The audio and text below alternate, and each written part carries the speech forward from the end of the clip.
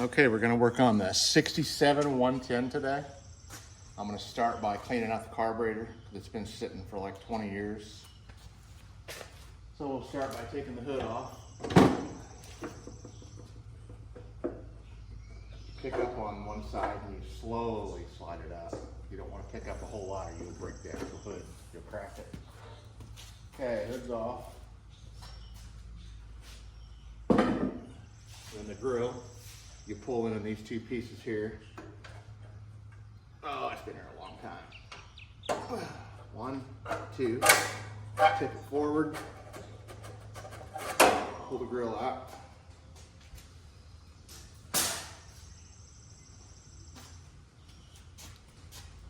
We're going to clean the carb and we're going to clean the points.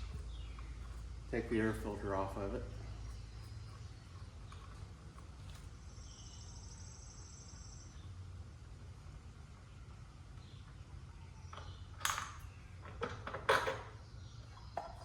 Filter. Then I'll get a screwdriver and we'll take this air cleaner base off.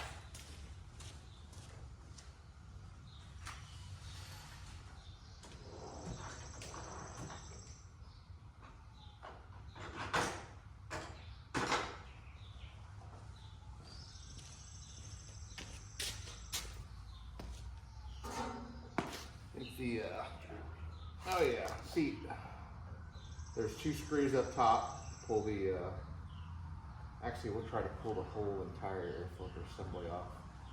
Yeah, 2 long screws.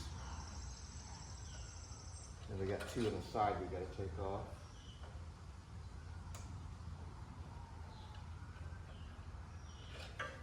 There's 2 long screws that run through the front of the carburetor elbow. And we got 2 screws that run through the side. Let's see if I can do this with a screwdriver. They're usually tight over here. You can also grab a, I think it's a 5/16 wrench. Might have to. Yeah, maybe a wrench. It's a 9/32 or a 5/16.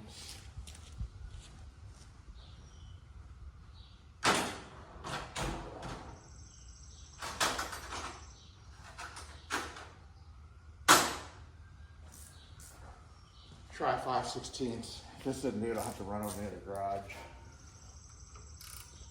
And it's smaller, probably 9/32 or a quarter.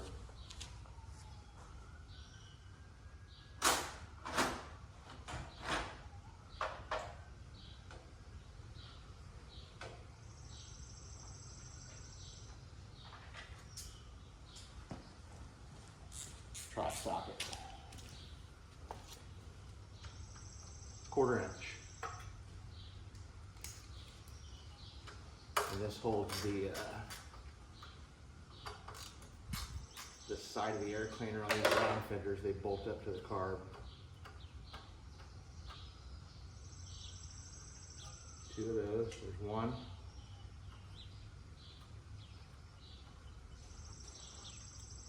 2. There's where I took the 2 screws out, and there's where I took the 2 out of the carburetor. Set that up here. Put the screws up here so I don't lose them.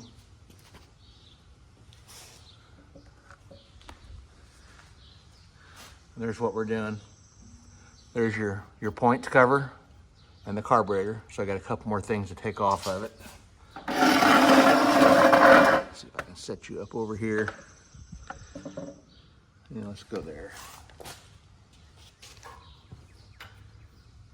Get rid of the plug wire out of the coil.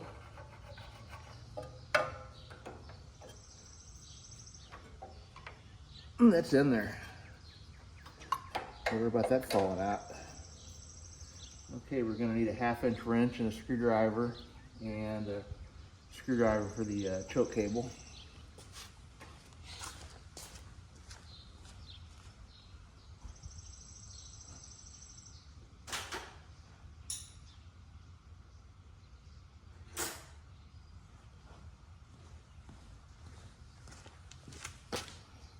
See if I can stay out of your way.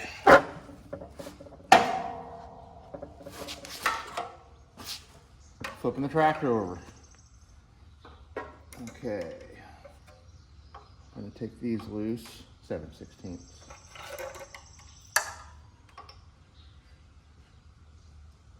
On these carburetor screws, you just take them loose, and then you can get them the rest of the way out with a screwdriver.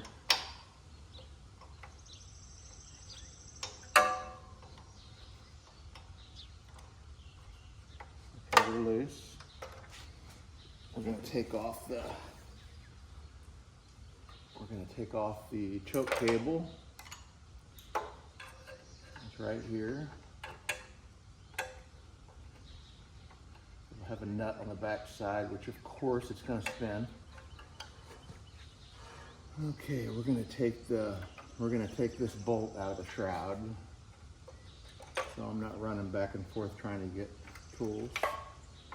So there's a 7/16 bolt in the shroud, and that's holding a bracket for the choke cable. We'll pull it out and just take the whole bracket off.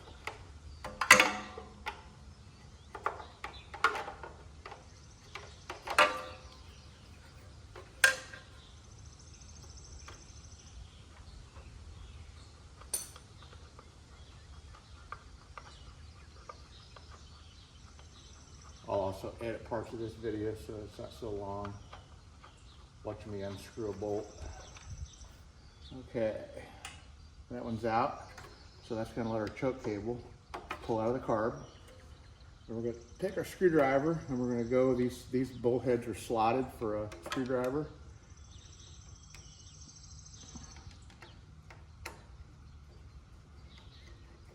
Bring them out so far and you got to stop because they'll bottom out against the carburetor.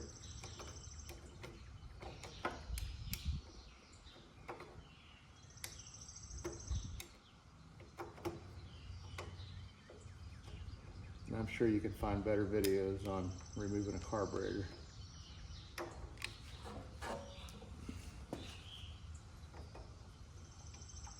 We're going to have to cut that fuel line. I'm going to put a new line on it anyway. Okay, I'm going to get a pair of pliers or a pair of side cutters.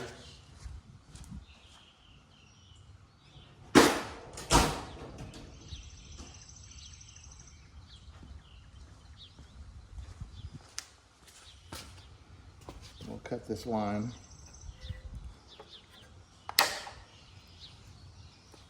Fuel came out of it. Look at that. It was clear too. That's what happens when you get an old tractor that doesn't have ethanol in it. The story I got is it's been around 25 years since this tractor's ran.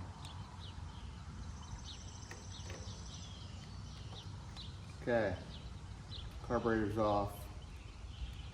Remove your linkage rod out of the top of the carb, and it's in the very first hole. We'll just let it hang. So there's the carburetor off, and we'll pop that apart and clean it. I'll show you that. And then your points cover, which is right here. We're gonna file these. We're gonna check them. They're usually good. They usually just need filed. So you got one screw up top and you got one screw at the bottom that you can't hardly see.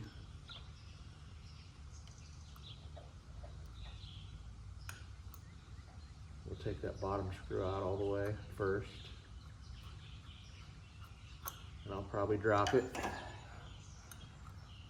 Now got it. One screw out of the bottom.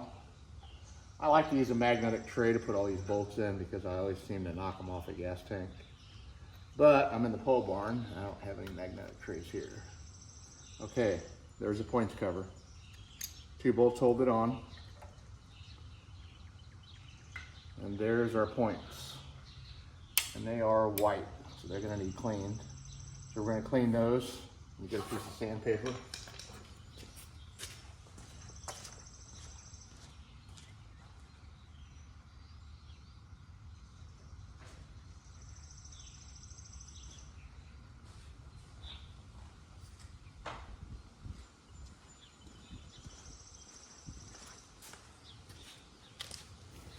Okay, got sandpaper. You open the points up and you're gonna just run it through. You've got to get all the You've got to get all the white off the points. Make about a dozen. Pulls through it.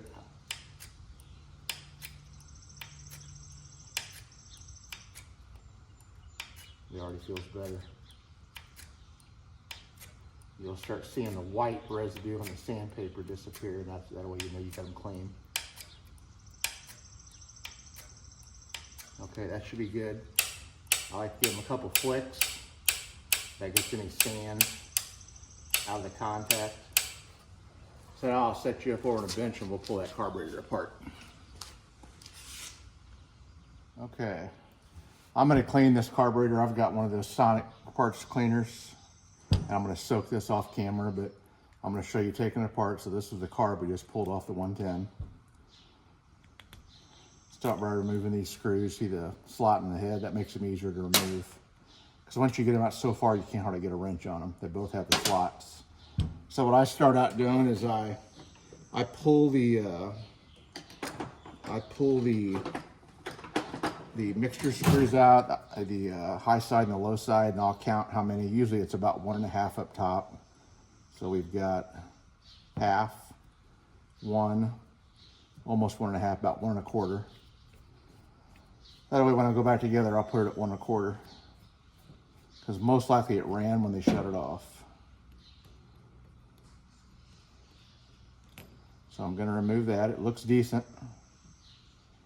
And then your low side, this should be about 2 turns out. So we're half, 1, half, 2, 2.5. We're 2.5, so we'll go back with 2.5. So 1 1/4 on the high side, 2.5 on the low side. I'll pull it out. It looks good. The seat's cleaned. You got a long spring on your high side, and you got a shorter spring on your low side. No springs on the hole inside the hole on these carbs. I leave the idle in there. There's no reason to remove it. And then we're gonna. Usually they're full of fuel. There's a little bit in this one. We're gonna pop this bowl off right here. You got 1 screw in the middle. That's why I put rags down, so it'll soak up the fuel. It smells pretty bad. So 1/2 inch on this one. I'll break it loose. I try not to tear these gaskets when I take them apart. So I'll show you the trick to it if this one's stuck. Okay, there's the bottom bolt screw. So, oh, it came loose. So usually what you do is if it's stuck, you'll take a screwdriver and you'll tap all the way around the sides of it and you'll break it loose instead of ripping it loose. Yeah, not horrible. I've seen a lot worse. There's a lot of, there's a lot of dirt, which is normal, but it's no ethanol fuel. So much better than ethanol. And we're gonna try with the tools I've got over here. We're gonna try to remove the float pin. I don't see any picks in here.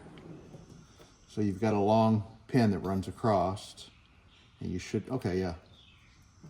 Hey, this is going a lot easier than I thought. Move it to one side, grab up here and lean those pliers, and just grab the edge of that and slide it out.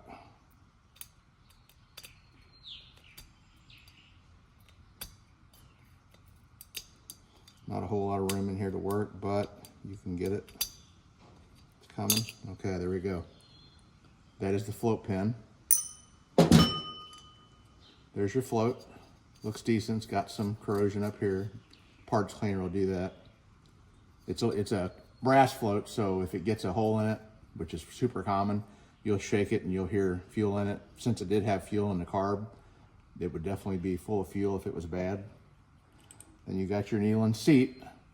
That's what shuts your fuel off. That goes in that orifice right there. That's your seat, that's your needle. And the tip of this seals in there to shut your fuel off when the fuel float comes up. Okay, and then I try to save this gasket here. So I'll usually get underneath this gasket. You can see or not. I'll get underneath this gasket. I usually use a pick. I may not be able to do it without a pick, especially with that half a screwdriver. Okay, it's gonna come up.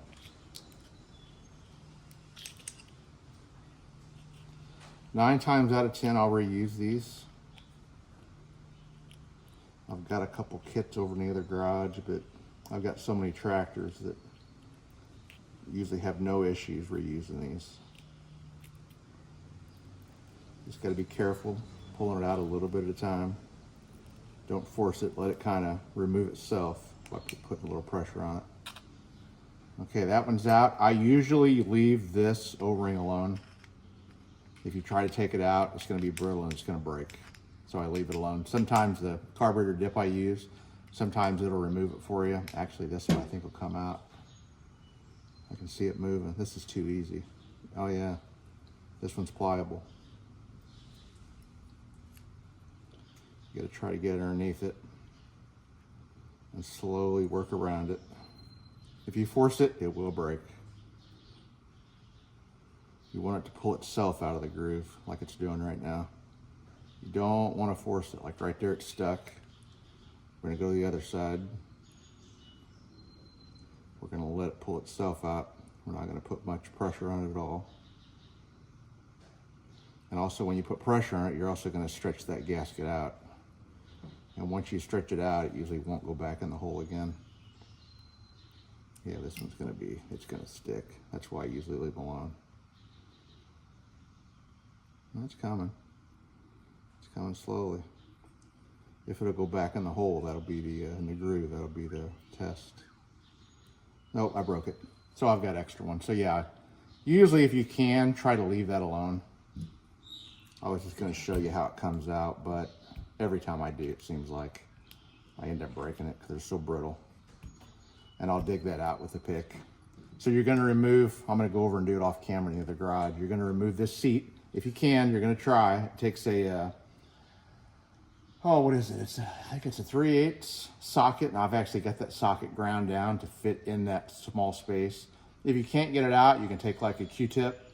You can put some rubbing compound, WD-40, chuck it up in a drill, and spin that Q-tip in there. You're going to clean the surface where this needle rides. You want that edge of that needle, you want it to seat inside here. I'm going to go ahead and put all new in it because I've got a kit for this carb. So yeah, normally you can clean them up and you're fine.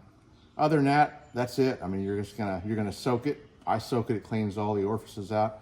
After I soak it, this jet in here, it never wants to come out because it's been in there for so long. So what I'll do is I'll soak this carburetor, and the heat and the cleaning, it'll clean the threads out, and I can usually pop that right out, and there's an emulsion tube you're gonna clean. I'll show you that when I get it out. Okay, I'm gonna clean this and I'll be back. Okay, back with the carburetor and the parts out of the parts cleaner. You see the carburetor's a whole lot cleaner. The only thing I didn't have a kit. I thought I did. But we'll go ahead and reassemble it. We're gonna do, I'm gonna go ahead and I found another one with an O-ring already on it. So I'm gonna go ahead and install this. This is off another carburetor that I put a kit in. Okay, we'll install that. Get it straight.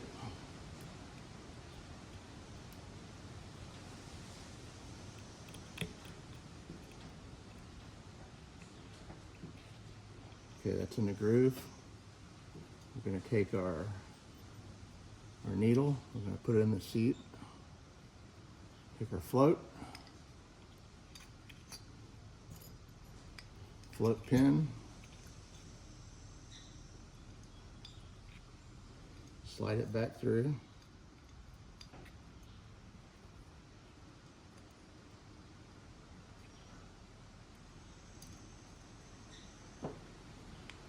Okay. The float looks about right. You want it to be pretty level when you're looking at the side of it.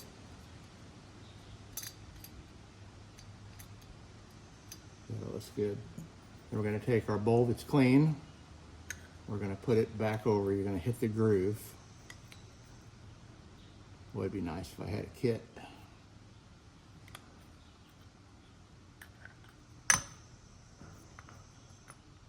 But sometimes you got to do with what you got.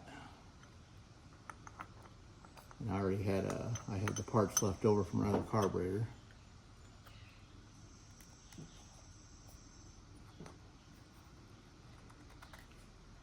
It's going to have to work. And you got your bolt for the bottom. Hold your bolt on. You don't want to get crazy with this. You just want to feel resistance in it, and then you want to. I go till it stops, but I don't go any farther. I don't try to torque it down.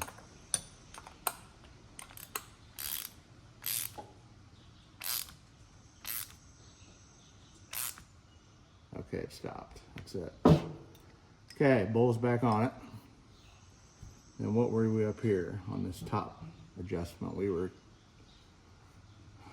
Should have wrote it down. I'm going to come out 2. I think we're 1 3/4. I have to go back in the camera and see, but we'll go 2. Go all the way down until it seats. And you back it off. There's half. There's 1. There's half. There's 2. Make sure you put your springs on it. This is your low side adjustment. I'm going to go ahead and go 2 on this one as well. Let's get it to start.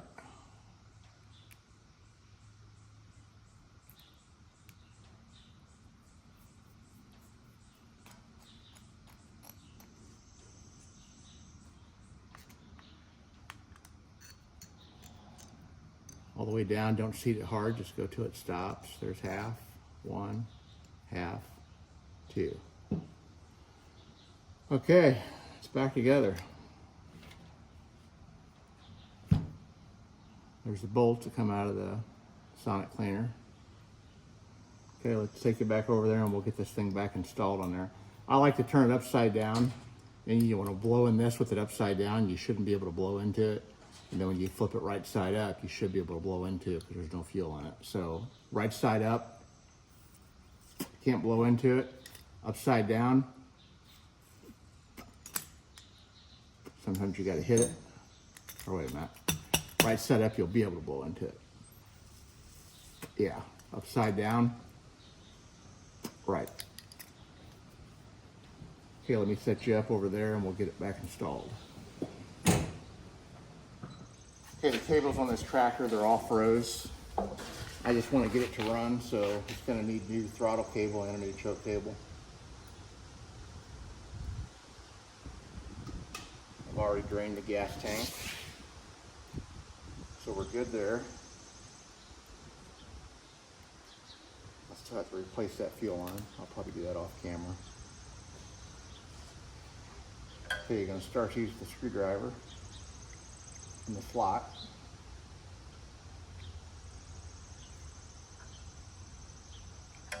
This is hard to do with the camera in the way.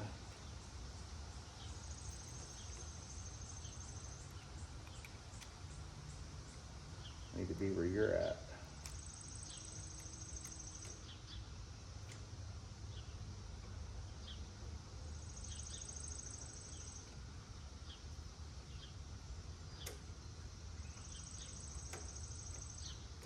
There's 1. I definitely need to be where you're at.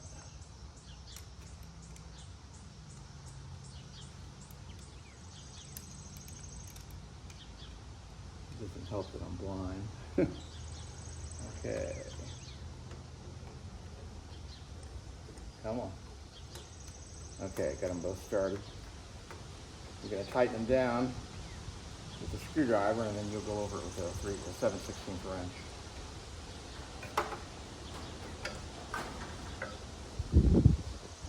Went a little too far. You'll put it in a bind if you get one of them too tight.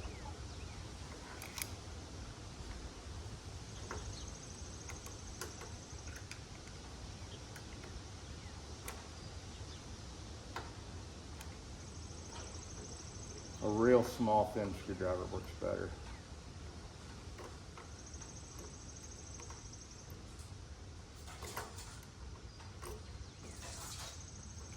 Yeah, that one's tight enough.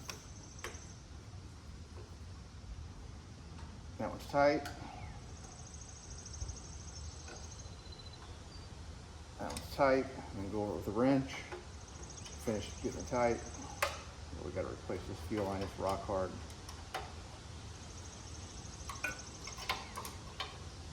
And it's tight. Like I said, we're going to hook this throttle lever up afterwards,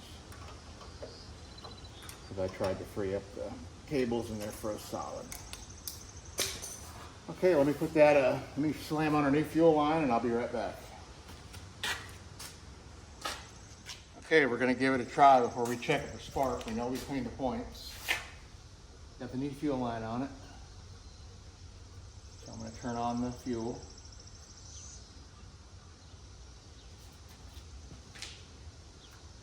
I'm gonna choke it manually. Make sure we're in neutral. Jumper's hooked up. Give it a second to fill the fuel bowl up.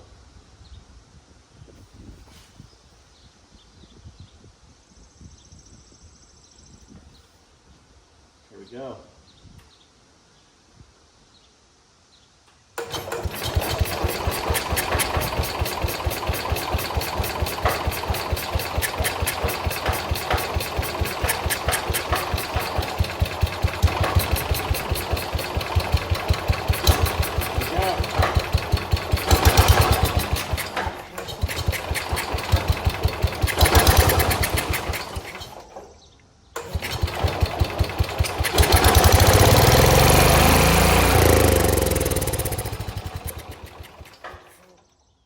Let off.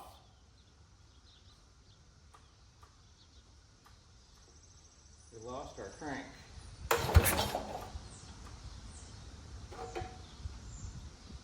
Most of these round fenders, they're going to need a new ignition switch.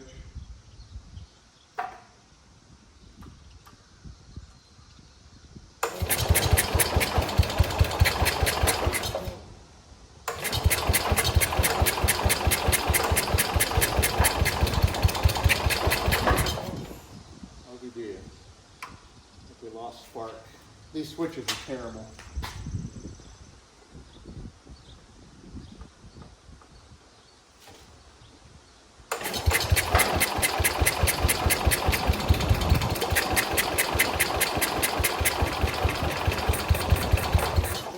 I think we lost spark through the switch.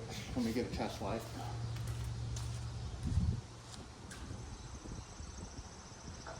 We know it runs.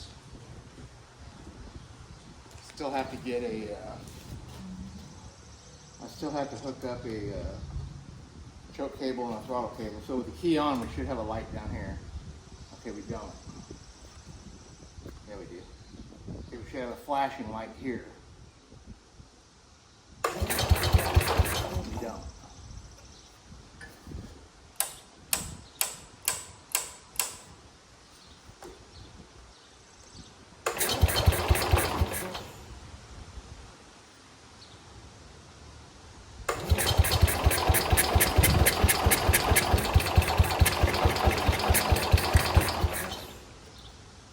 Fuel. I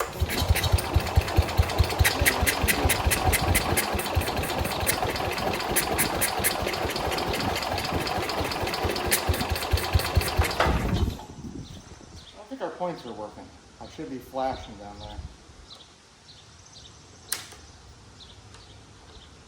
When you go to the point side of the coil, you should get a flashing light. You shouldn't get a permit.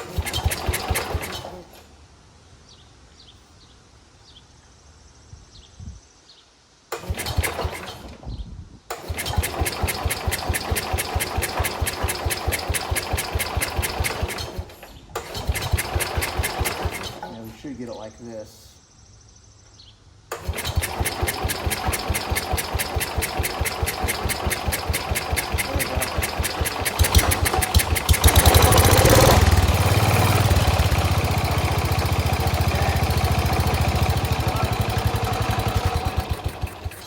It's full of oil, but it's old, so I don't want to run it very long.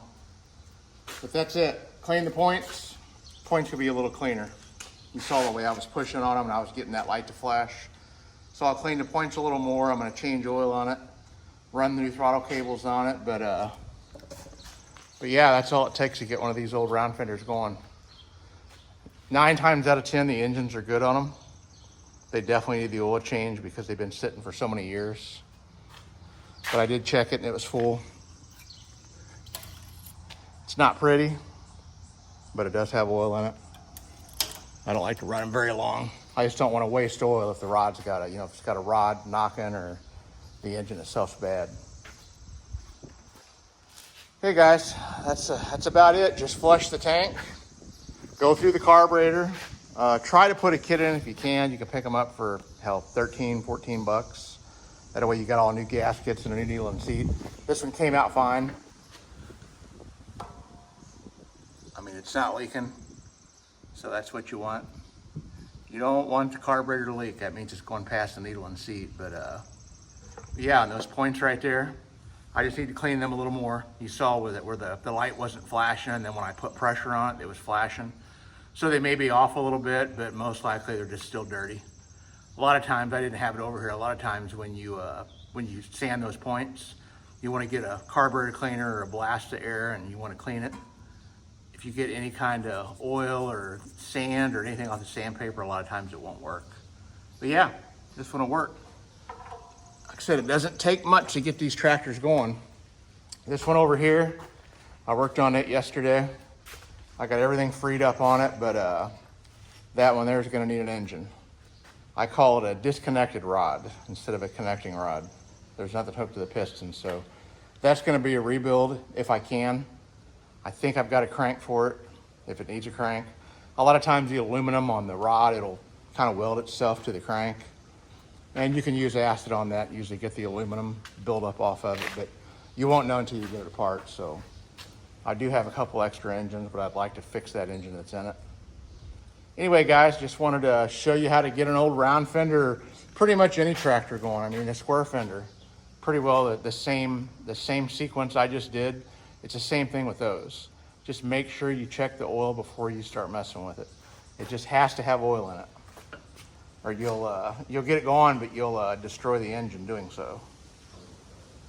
Okay, guys, that's it. Don't forget to like, subscribe, and if you get any questions, just let me know. Okay, guys, until the next one. See ya.